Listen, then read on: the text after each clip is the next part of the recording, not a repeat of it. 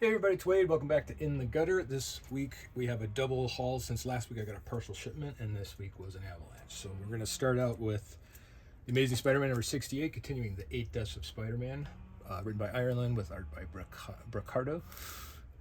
And then I got the Scotty Young variant cover, which has one of the 8 deaths. Apparently Spider-Man dies drowning of quicksand. John Romita Jr. cover of Daredevil number 18 by Ahmed and Cooter. Bullseye appearance. And then a new story from Oni Press, Mine is a Lonesome Grave. Just getting started in this one. Kind of a horror crime mix up sort of type thing. Looking forward to continuing the story. And then this week I got Spider-Man number 60, Amazing Spider-Man 68 Point Deaths, which is a companion piece to the 8 Deaths of Spider-Man storyline with Cage and Buckingham. This one features the X-Men and Juggernaut specifically. West Coast Avengers number 4 from Jerry Duggan, Kim. It's kind of a weird, kind of a side story with the West Coast Avengers. Enjoying it. It's one of my favorites since I was a kid. And then the Fantastic Four, part of the One World Under Doom. This is number 29 by Northam Smith. This is Emperor Doom is now the Emperor of the World.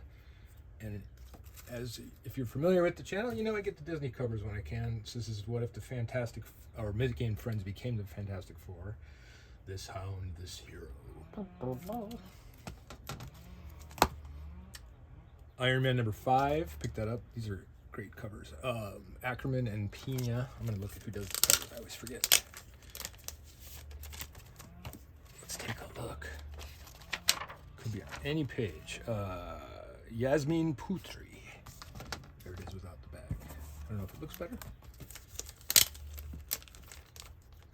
Wouldn't mind owning a piece of art from these covers one day. Moving on to one of my little favorites right now, Batman and Robin Year 1, number 5. This is the introduction of Clayface. If you haven't started this, Mark Waid, of course, wrote this with Sammy artwork, but geez, this is just, it's really fun. And Mark Waid, as you know, is just really good at writing comic book kind of comics. Like, he doesn't get too outside the box, but he's always entertaining, innovative, and funny. So it's always a fun read. And speaking of Mark Waid, as if his ears were burning, there's Batman Superman World Finest. Wade script and Gutierrez artwork. Really fantastic art in this book, and we're dealing with the green again and the plague, underwater stuff, Aquaman, everything. And finally, number 9, The Holy Roller came out. I lost track of this one, but I think it's at least 3 months late. So Andy Samberg, Joe Throman, and Rick Remender are the storytellers with Roland Boschi artwork, and it finally wrapped up. I think it took over a year for these 9 issues to come out.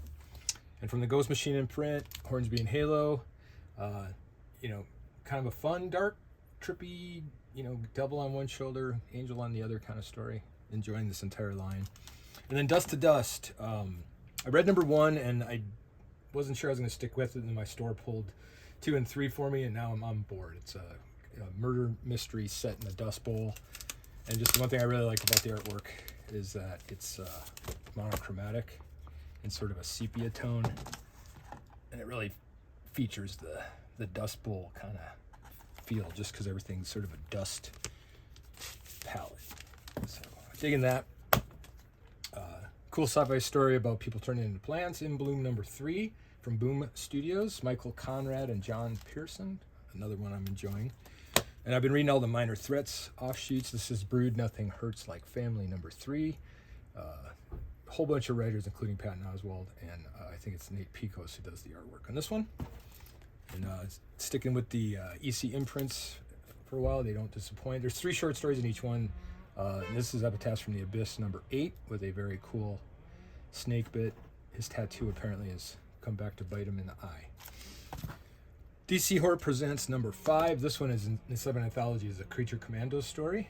This is David, let me see if I cannot pronounce this, Dasmalachian.